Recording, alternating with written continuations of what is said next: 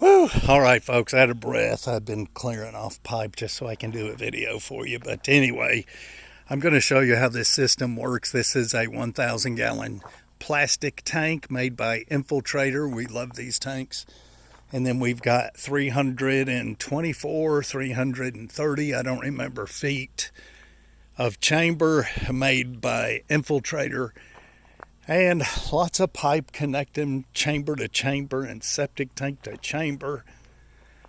That's the line that will be coming from the house. And so what you're going to have to do is picture a house sitting here. It's flowing into the septic tank. Now this is a two-chambered tank, meaning that it has a divider in the tank. Now that divider isn't in the middle. It's over towards the outlet, as you can see right there. So how much liquid is over here and how much liquid and solid it is over there, I have no clue. All right, let's get started. So picture the house over here, this line coming in. Now it's just poking up so I know where the line is. But it'll stay like that until they build their house, which could be on down the road a little ways. But anyway, so poo-poo, what have you, flows in to this right here. This is called a baffle or a T. This is the inlet. This is coming from the house into the first compartment of the two compartment septic tank. And so what'll happen is solid will stay in here because of the divider, and just liquid will flow over here. Now, let me explain something to you. In a septic tank, your liquid, your toilet paper floats on top, and your poop goes to the bottom. And so in this range right here, it is liquid, believe it or not. So let me say it again. Toilet paper floats until it breaks down, then it falls to the bottom.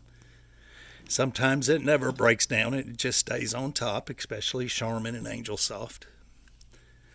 Poop goes to the bottom eventually, floats down to the bottom. And so it stays there. So this in-between area here, so picture this full of liquid, let's say right to here, full of liquid right to here. Toilet paper on top, liquid in the middle, and poop on the bottom. And so on this other side over here, where everything flows in, all your poop, toilet paper, anything you flush down the sink, the toilet, the bathtub, all comes here. And all right, so you can see the holes. We were looking at them on the other side. That's where the liquid goes through and makes it to the other side. That's the liquid compartment. Of course, this compartment has liquid in it, but it holds all the solid. I explained that to you, how that happens already. All right, so let's do this. Let's look at this baffle or this T. Now we've got this glued on here, and I prefer not to put these on. Now the Environmental Health Department likes them because they, it keeps the top of the water where the toilet paper is, that it keeps that from getting stirred up too much. It lets the bacteria work. It's very scientific. I'm not a scientific kind of person. I don't like this. I don't like these on here. And that is because they get clogged up. If you're going to have a clog, this is where your clog's going to be more than likely. If you got what we call a T on the inlet end, you're supposed to have it though. So it's a big problem. So everything flows into here. Just liquid comes over to here.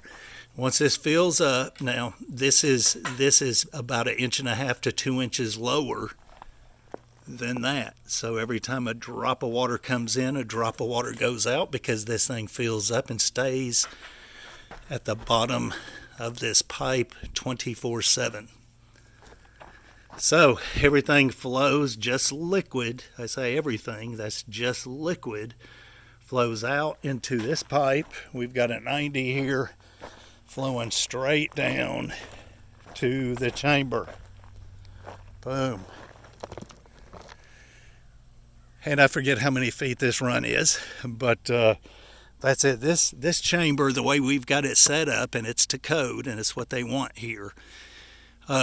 We didn't do this in Georgia, but we do it in Tennessee. This will be full all the way to here. All the way to here. It will be totally full before it goes over into the next section of chamber. Let's check that out.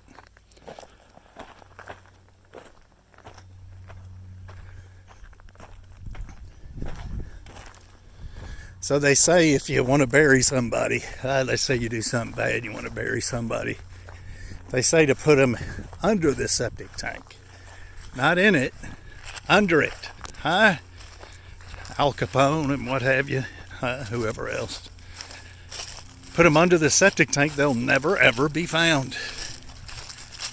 Anyway, it's for some of you wives who want to get rid of your husband. All right, same chamber, same line of chamber. Boom.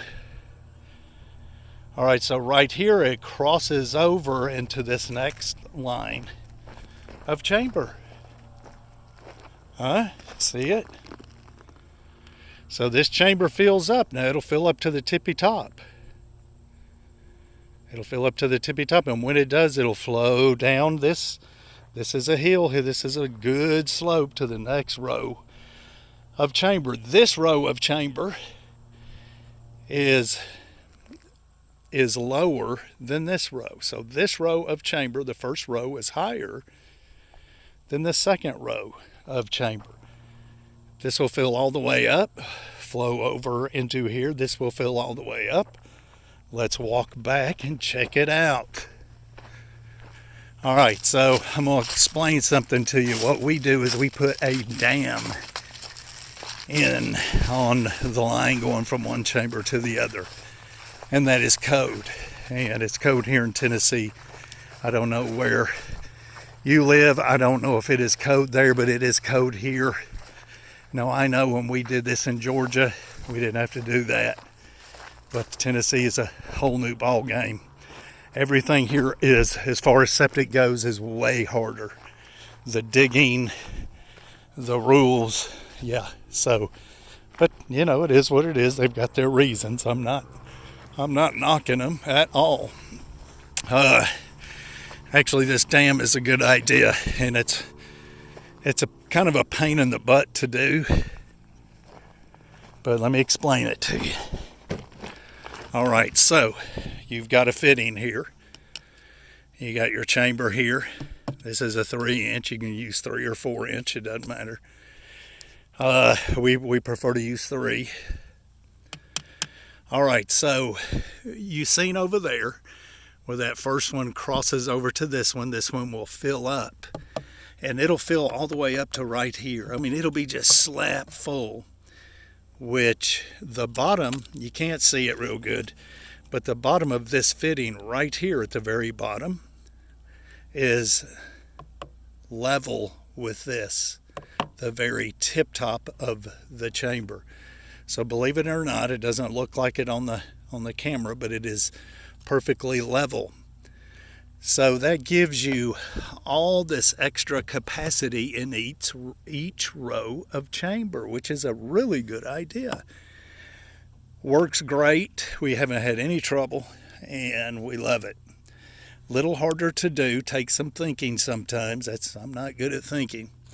But this chamber will fill all the way up. Oh, it'll be just slap full, which lets you use. Now, normally what they'll do is this pipe will actually be sloping downhill to the next chamber, normally, like in Georgia. And so you lose. So if you figure the bottom of this pipe and at the bottom of that one, you're talking about a good 4 inches or so that you're losing as far as capacity for these chambers. And so, yeah. So you get full capacity. You get full use out of these chambers. And this is over 300 feet of line, 332 maybe is what it is. But yeah. Folks, I ended up sitting in the dirt. I wasn't going to do that to myself today. I wasn't going to get all dusty and dirty because I'm that way every day. All right. Yeah, I mean that's a 100-footer right there. We know we can't go over 100 feet. So as you can see, that will flow over into this. It's a good grade. It's good. That'll flow. Now I don't know why this one's crooked, but it is. Seems like our ditch shifted, and I don't know if that's because of a rock or what, but right here. I don't remember. I dug it out. Jonathan laid the chambers. The ditch man is so important. See, here's our dam. We call it a dam. So that'll fill up, boom, flow over, down a steep hill into that set of chambers there, and then that will do its job. It's kind of crazy. Oh, Lord. But that's it. It works out. It works out. And John, man, he's just like an expert at all of this. And so I dig the ditch, and he does all the thinking, all the setting of the chamber, the figuring everything out. He hooks up all these pipes. Not that I can't. It's just he's quicker and better at it than I am. And yeah, that's the truth. So yeah, there we go. Look at those chambers. See, we got it jogging right there. I think there might be a rock right here or something. But that'll still work, folks. Huh? That will still work. Yeah. Yeah, see?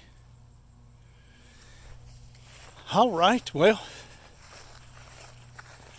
Now, we've got a lot of rock here in Tennessee. That's for sure. There's no comparison from where we are from in Georgia to northeast Tennessee. Woo! Friends, we are constantly replacing the teeth on the buckets. Our tracks are just ripped to shreds because they're rubber. Oh, it's just craziness. But that's all right, though. That's all right. You know, here, if you don't have a chipping hammer, then you might as well not bother doing septic. You don't even bother if you don't have a chipping hammer for your piece of equipment, your excavator. Don't bother. You're better off having a chipping hammer on like a skid steer or something, or two excavators, so you don't have to keep switching out.